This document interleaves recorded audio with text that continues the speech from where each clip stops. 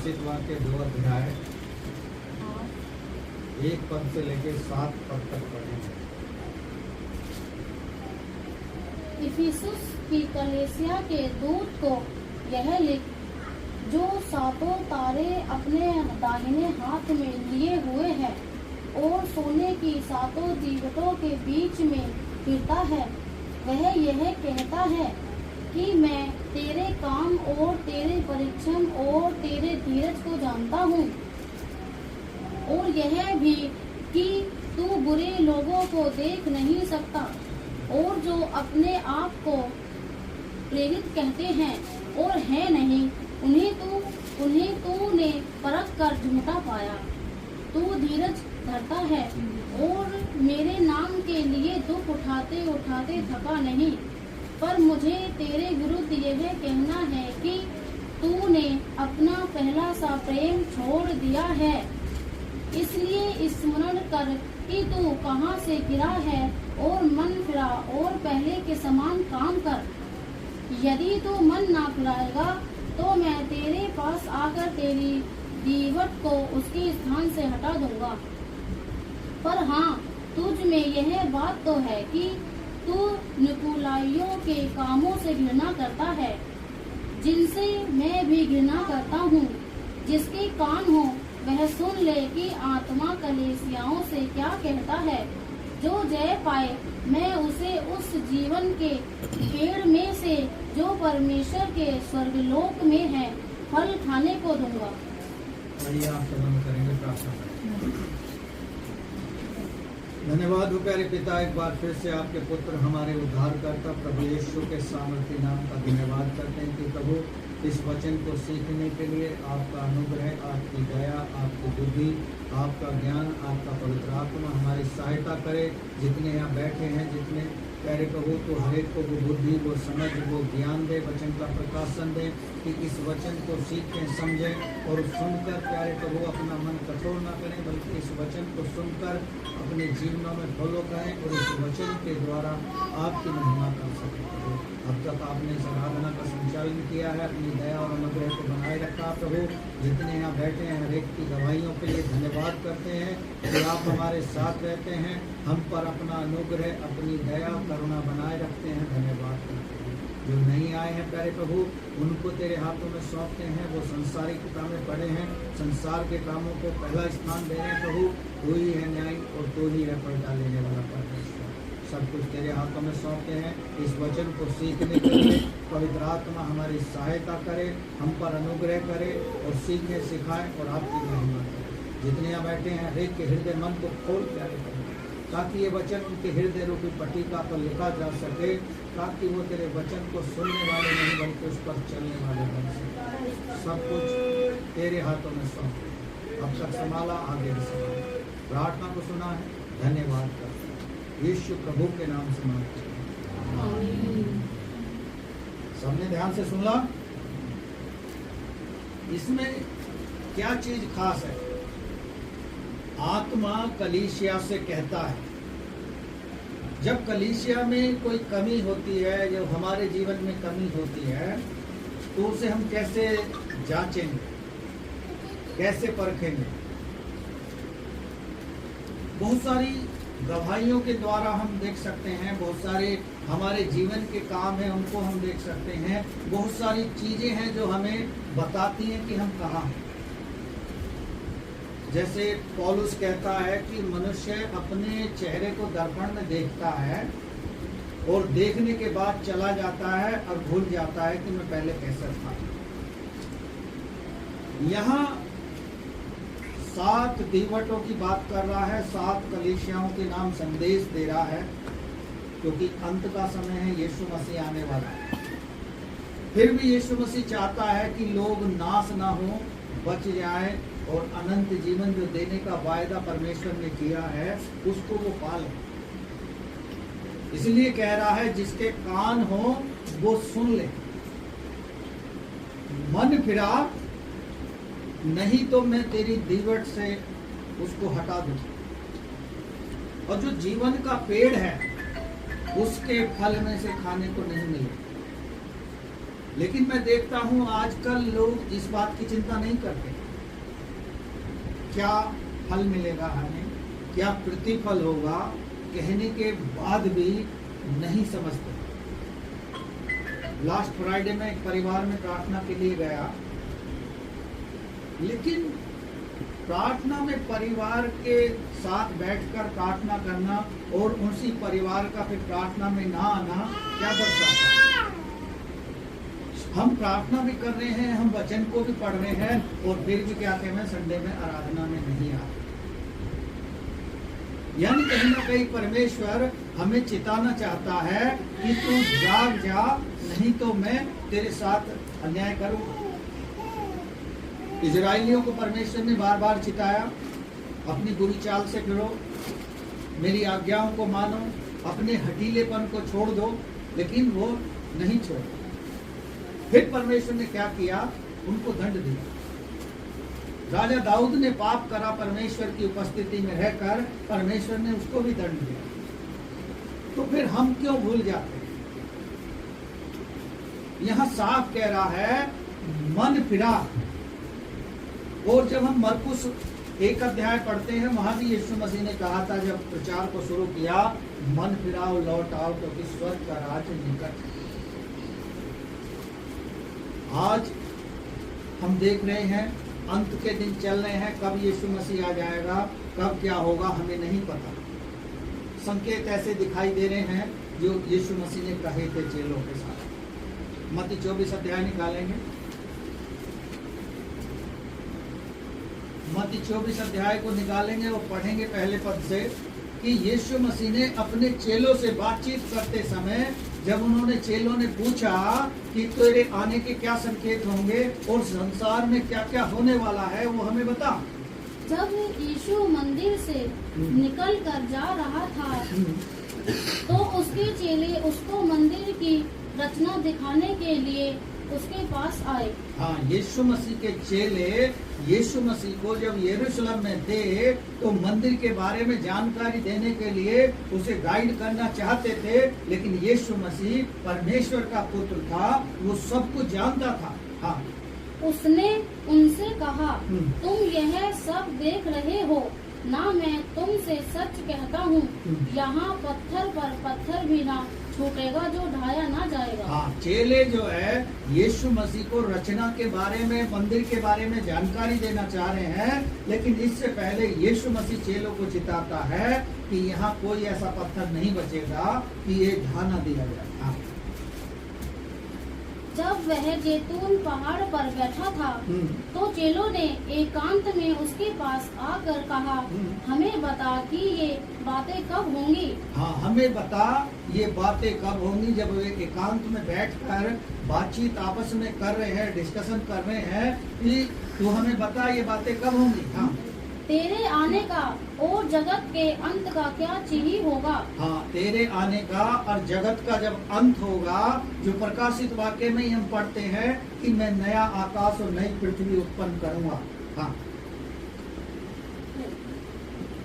यीशु ने उनको उत्तर दिया, सावधान रहो, कोई तुम्हें ना भरमाने पाए। हाँ, सावधान रहो कि कोई तुम्हें भरमाने ना पाए। आज भरमाने वाले बहुत सारे हैं, ऑनलाइन वीडियो दिखा रहे हैं, ऑनलाइन क्लासेस चला रहे हैं, ऑनलाइन प्रार्थना कर रहे हैं, सब कुछ कर रहे हैं, लेकिन परमेश्वर का जो जीवित वचन हमारे पास है, जो परमेश्वर का वचन है, हम उसे नहीं पढ़ रहे हैं, हम मोबाइल पे देख रहे हैं, हम ऑनलाइन जुड़ रहे हैं और परमेश्वर के वचन से दूर होते जा रहे हैं। आगे बढ़ें।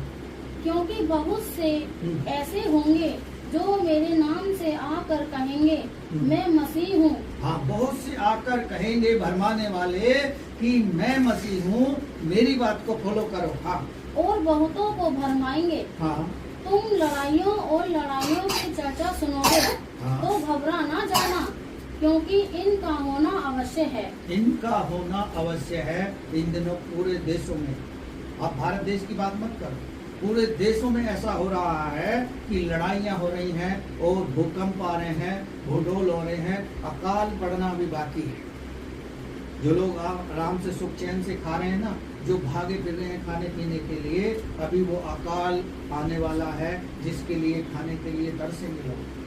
आगे। परंतु उस समय अंत न होगा, हाँ क्योंकि जाति पर जाति और राज्य पर राज्य चढ़ाई करेगा, हाँ और जगह जगह अकाल पड़ेंगे, हाँ और भूकंप होंगे। हाँ। ये सब बातें पीड़ाओं का आरंभ होंगी। ये शुरुआत है, ये अंत नहीं है, ये शुरुआत होगा। जगह जगह अकाल पड़ेंगे, भूकंप होंगे, राज्य राज्य पर चढ़ाई करेगा, जाति जाति आपस में लड़ेगी, क्योंकि परमेश्वर ऐसा चाहता है। जो परमेश्वर के लोग हैं, जो परमेश्वर से प्रेम करते हैं, वो अपने जीवनों में परमेश्वर को पहला स्थान नहीं देते। एक छोटा सा उदाहरण है, मान लिया संडे आराधना का दिन है और हमारी दावत आ जाए, तो लोगों के दिमाग में पहला विचार ये आएगा कि संडे तो हम हर बार जाते हैं, प्रार्थना में हर बार जाते हैं, इस बार दावत में चलते हैं।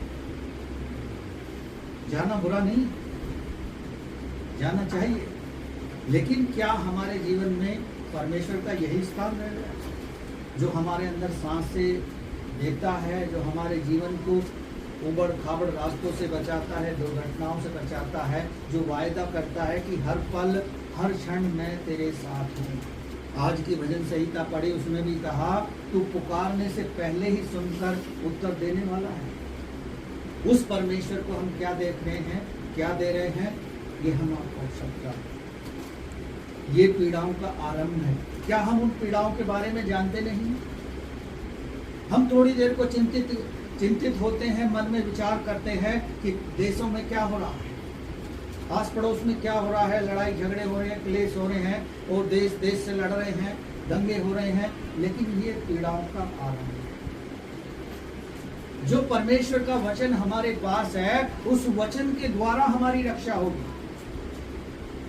कोई हमारी रक्षा करने के लिए नहीं आया। इजराइलियों की रक्षा किसने की? जब वो भूख प्यास में तड़प रहे थे, गिड़गिड़ा रहे थे और मूसा से भी लड़ रहे थे, तब किसने कहा? स्वर्गदूतों का भोजन परमेश्वर ने इजराइलियों को दिया, चट्टान में से तोड़कर उन्हें पानी पिलाया। क्या वो हमें और आपको नहीं पिलाया?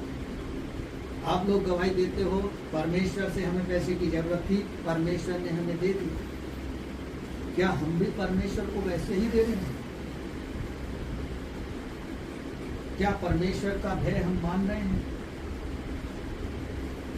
सैमुअल कहता है, मैं अपने घराने सहित तेरी महिमा करूंगा। अपने घराने सहित तेरी महिमा करूंगा। क्या हम अपने घराने सहित उसकी महिमा करते हैं? सैमुअल करता था। सैमुअल का पूरा घराना परमेश्वर की महिमा करता है।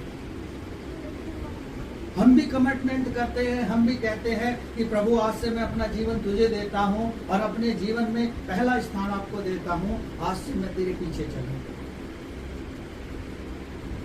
क्या हम उन पीड़ाओं को भूल गए हैं? वचन कहता है अंत के दिनों में एक दूसरे को हिम्मत दो, विश्वास बढ़ाओ, ढाढ़स दो, ताकि अंत का समय निकट है। आपस में एक दूसरे से प्रेम रखो, एक दूसरे के लिए प्रार्थना करो। क्या हम एक दूसरे के लिए प्रार्थना करते हैं? चलिए वापस आ जाएंगे प्रकाशित वाक्य में और पढ़ेंगे पहले पद। की कलीसिया के दूत को यह लिख। हाँ, परमेश्वर जो कलीसियाओं को संदेश दे रहा है, उस दूत से कह रहा है कि इफिसुस की कलीसिया को ये संदेश लिख, जिसमें वो कमी पाई जाती है, जिसके अंदर वो बुराइयां पाई जाती हैं, उनको ये संदेश पहुंचा दे। हाँ, वह जो अपने दाहिने हाथ में 7 तारे लिए है और वह जो 7 स्वर्ग दीपदानों के मध्यम चलता फिरता है, यह कहता है मैं तेरे कार्य, परिश्रम और धैर्य को जानता हूँ। हाँ, परमेश्वर हमारे परिश्रम को जानता है, हमारे धीरज को जानता है, हमारे धैर्य को जानता है। कौन से परिश्रम कर रहे हैं? परमेश्वर ने 6 दिन में सृष्टि की रचना की, 7वां दिन विश्राम का दिन घोषित कर दिया। क्या हम भी अपने लिए 7वां दिन विश्राम का दिन रखते हैं? लूका रचित सुसमाचार हम पढ़ेंगे, लिखा है यीशु मसीह के माता पिता अपने बच्चे को लेकर प्रति वर्ष फसह के पर्व में जाया करते थे। क्या हम भी अपने बच्चों को लेकर परमेश्वर के भवन में जा रहे हैं? क्या हमारी जिम्मेदारी है कि हमारे बच्चे भी वो शिक्षा सीखें, उस वचन को ग्रहण करें जो हमें परमेश्वर ने दिया? वो हमारे परिश्रम को जानता है कि हम मेहनत कर रहे हैं, हार्ड वर्क कर रहे हैं, उसमें विश्वास बनाए हैं और उसमें धीरज धरे हुए हैं, लेकिन फिर भी हमारे अंदर कमी है। हम प्रार्थना नहीं करते हैं, हम वचन नहीं पढ़ते हैं, हम अपने पूरे घराने सहित परमेश्वर के भवन में नहीं जाते हैं और उसको अपने जीवन में पहला स्थान नहीं देते हैं। आगे चलते। और यह भी कि तू दुष्ट लोगों की सहन नहीं कर सकता, हाँ। और जो अपने आप को प्रेरित कहते हैं पर है नहीं, तू उन्हें परखा और झूठा पाया है। हाँ, झूठा पाता है। जब हम विश्वास के साथ आगे बढ़ रहे होते हैं, हमारे जीवन में जब कमी आ जाती है तो हम परमेश्वर के सम्मुख झूठे बन जाते हैं, अपने वायदे से मुकर जाते हैं, लेकिन परमेश्वर कभी नहीं मुकरता। वो कह रहा है जगत के अंत तक मैं तेरे साथ हूं। हम अपनी खोज में लगे हैं, अपने विचारों में डूबे हैं, अपने कामों में महत्व दे रहे हैं और हम परमेश्वर के किए हुए उपकारों को भुलाकर अपने संसार के कामों में लगे। यूहन्ना 16 अध्याय में कहता है तुम मांगते हो लेकिन तुम्हें मिलता नहीं। क्यों नहीं मिलता? क्योंकि हमारा परमेश्वर से प्रार्थना का जीवन अच्छा नहीं है, हमारा जीवन मजबूत नहीं है, हम प्रार्थना करते ही नहीं, क्योंकि प्रार्थना प्रार्थना प्रार्थना करना हमें आता नहीं है। हमें हार्ड वर्क करना आता है, हमें परिश्रम करना आता है, हमें धीरज धरना आता है, लेकिन हम प्रार्थना करना नहीं जानते। कितने लोग हैं जो आज प्रार्थना करके आए हैं सुबह?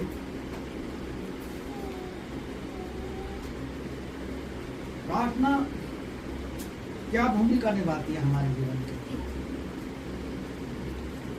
परमेश्वर प्रार्थना के द्वारा ही हमारी निवेदनों को सुनता है। प्रार्थना के द्वारा ही हम परमेश्वर से बातचीत करते हैं। यदि हम परमेश्वर से रोज बातचीत नहीं कर रहे हैं तो हमें नहीं पता कि हमारे जीवन को कौन संचालित कर रहा है, कौन हमें आगे लेके चल रहा है। चलिए आगे पढ़ेंगे। तुझमें धैर्य है और तू मेरे नाम के कारण दुख उठाते उठाते थका नहीं। पर मुझे तेरे विरुद्ध यह कहना है कि तूने अपना पहला सा प्रेम छोड़ दिया है। हाँ, बस तूने अपना पहला सा प्रेम छोड़ दिया है। ये परमेश्वर के उस दूत ने इफिसुस की कलीसिया को संदेश दिया कि तूने पहला सा प्रेम छोड़ दिया। कलीसिया में एक दूसरे से प्रेम छूट गया है। हम एक दूसरे से प्रेम नहीं करते, हम एक दूसरे को अनजान बनकर एक दूसरे से मुलाकात नहीं करते। हमारे अंदर परमेश्वर का प्रेम नहीं। वचन कहता है यदि तुम मेरे नाम को जानते हो और मुझसे प्रेम रखते हो, मेरी आज्ञाओं का पालन करते हो, तो इससे लोग तुम्हें जानेंगे कि मैं तुमसे प्रेम करता हूं, तुम मुझसे प्रेम करते हो और तुम मेरी आज्ञाओं में बने हो। आज हम लगातार परमेश्वर के साथ नहीं चल पाएंगे। 4 संडे चलेंगे तो 2 संडे रुक जाएंगे, 1 संडे चलेंगे तो 3 संडे रुक जाएंगे। ये हमारी दिनचर्या हो। उसी हिसाब से फिर परमेश्वर हमें आशीष देता है।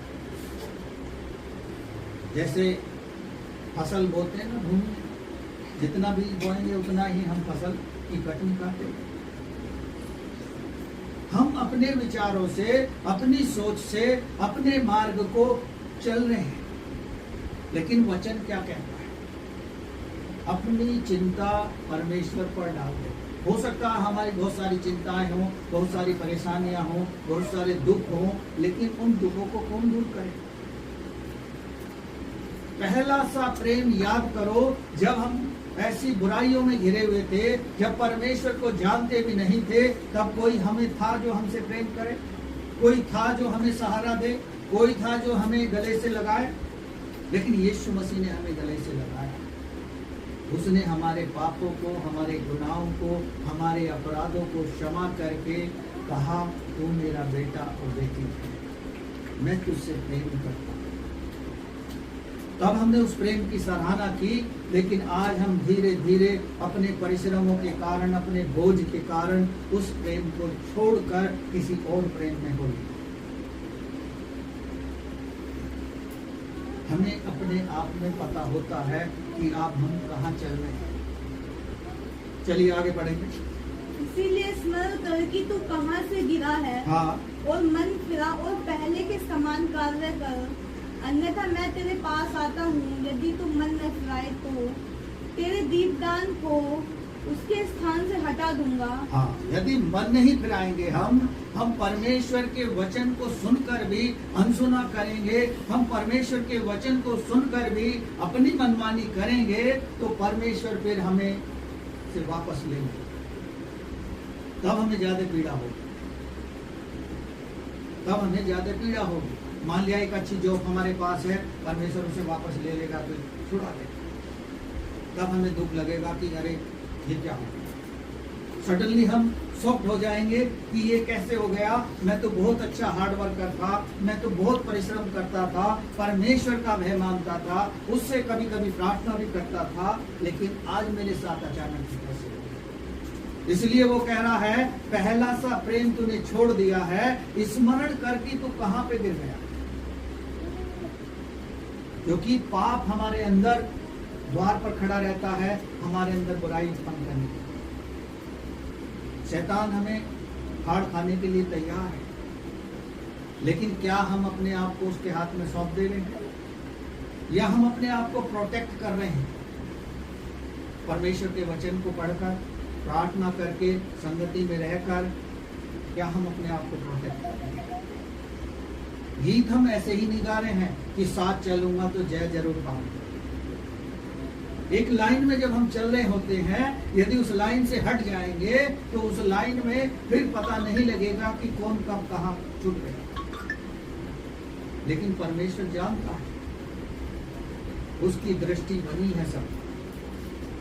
क्योंकि यशायाह नबी की पुस्तक में लिखा है कि देख मैंने तेरा चित्र अपनी हथेली में बना रखा। वो हमें देखता रहता है रोज कि हम क्या कर रहे हैं। मैं हो सकता है आपको नहीं देख रहा हूँ, हो सकता है मैं आपके बारे में जानता भी हूँ, लेकिन जानकर भी अनजान बन रहा हूँ, लेकिन परमेश्वर तो सब कुछ जानता है। हम ठंडे पड़े, हमारे अंदर प्रेम रहा नहीं, हम प्रार्थना नहीं कर रहे, हमारे अंदर वचन नहीं है जो हमें प्रोटेक्ट कर सके। बाकी चीजों को हम प्रोटेक्ट कर रहे हैं। एक धनी का दृष्टांत है लूका रचित सुसमाचार में। परमेश्वर का वचन कहता है कि धनी से परमेश्वर कहता है, आज ही रात तेरा प्राण ले लिया जाएगा तो तेरे धन का क्या होगा। धनी शोक हो जाता है। ऐसे ही एक धनी आता है कि मैं उद्धार पाने के लिए क्या करूं। यीशु मसीह कहता है अपनी संपत्ति कंगालों को बेच दे, बांट दे, बेच दे। वो नहीं बांट पाता। लेकिन आपको और हमें परमेश्वर ने सब कुछ दिया है। जब हम उससे मांगते हैं वो हमें देता है, जब हम उसे पुकारते हैं वो हमारी सुनता है, जब हम उसे जैसा चाहते हैं वैसा वो हमें देता है, तो फिर हम ऐसा क्यों नहीं करते। मैं देखता हूँ छोटा छोटा बहाना लेकर लोग महीनों तक चर्च से रुक जाते हैं। उसमें मेरा कोई दोष नहीं है। मैं बराबर वचन की शिक्षा दे रहा हूँ, बराबर सिखा रहा हूँ और चिता रहा हूँ। आप यिर्मयाह नबी की पुस्तक को पढ़ना। यिर्मयाह को जब परमेश्वर ने सेलेक्ट किया, यजेकल को सेलेक्ट किया, तो कहा कि तू जाके इन लोगों को चिता। यदि ये अपने पाप में पड़कर मरेंगे और नहीं चेतेंगे तो इनका जो मृत्यु का दोष इन्हीं पर आएगा। और यदि तेरे होते हुए ये पाप में मरेंगे तो वो पलटा फिर मैं तुझसे लूंगा। लोग पाप में पड़े हैं, पाप कर रहे हैं, अपने दोषों को दूर नहीं कर रहे हैं, अपनी बुराई को नहीं छोड़ रहे हैं, गलत मार्गों पर हो लिए हैं। इसलिए परमेश्वर का वचन कहता है मन फिरा, सोचेत करके तो कहां से गिर गए। बहुत सारे भाई बहनों को मैं जानता हूँ, बहुत अच्छा चल रहे होते हैं, बहुत अच्छा कर रहे होते हैं, लेकिन सडनली कोई उनके हृदय में जंगली बीज बो देता है। कहता है अरे रोज रोज जाने की क्या जरूरत है, कभी कभी चलेगा। वही जंगली बीज हमें दिक्कत करता है। जैसे मैं एक उदाहरण देता हूँ, एक परिवार में हम प्रार्थना कर रहे थे, क्रिसमस का समय था, तो वो बहन कहने लगी कि पास्टर जी मैं क्रिसमस के लिए कुछ देना चाहती हूँ। मैंने कि आपकी खुशी है, दे दो। तो उसी प्रार्थना में एक बहन बैठी थी, उसने कहा अरे क्या दोगे, दे दो 100-200 रुपये। यानी जंगली बीज उसने वहीं पे बो दिया, वहीं पे बो दिया। लेकिन नुकसान किसको होगा? जो व्यक्ति सोच रहा है, जो देने वाला सोच रहा है, उसे नुकसान है। क्योंकि वचन कहता है जो दाहिना हाथ दे वो बायां हाथ ना जाने।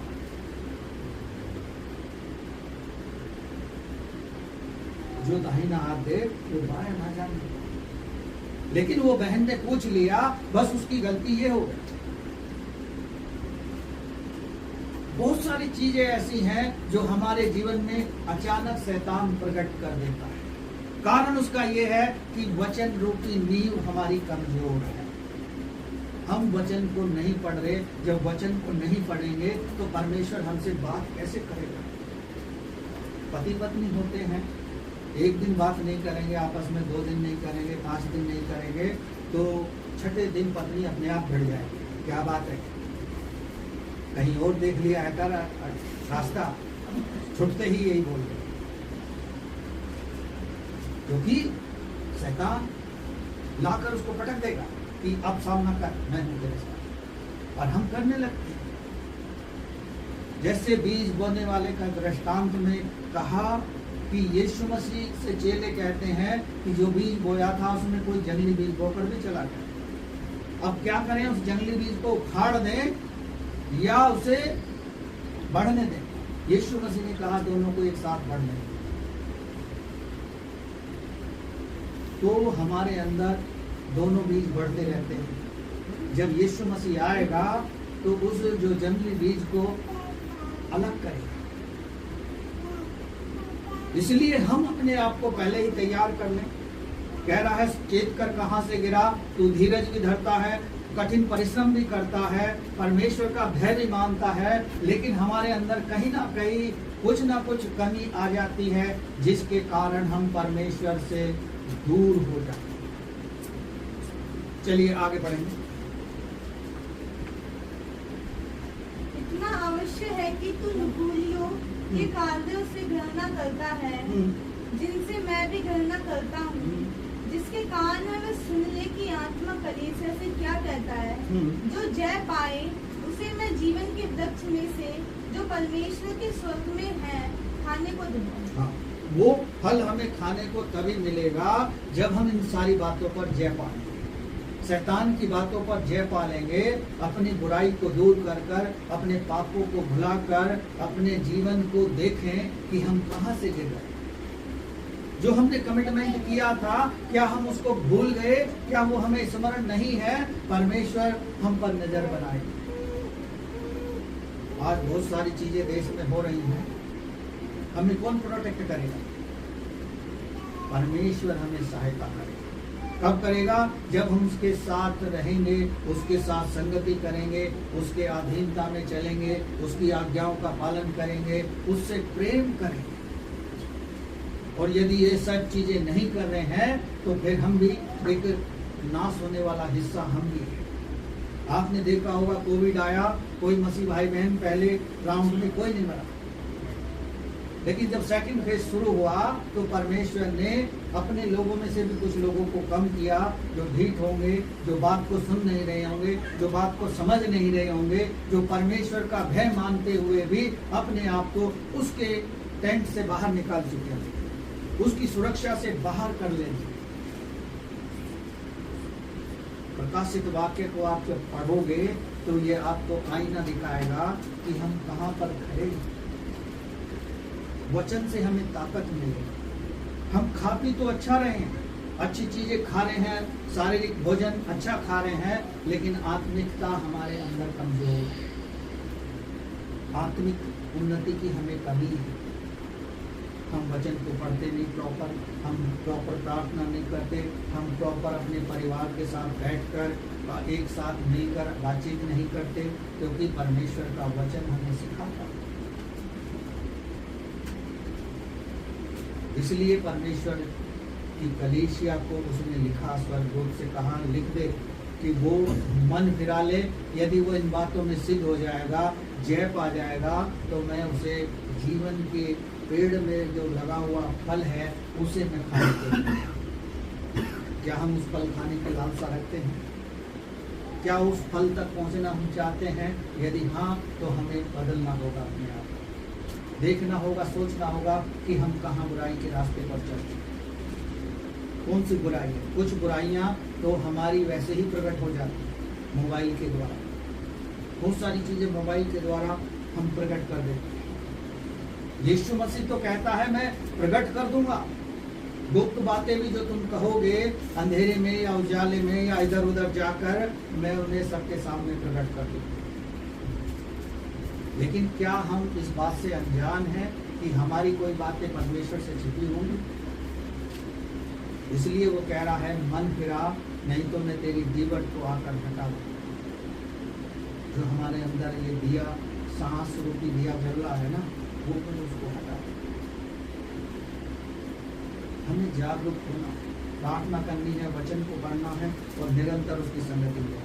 चलिए परमेश्वर का धन्यवाद है।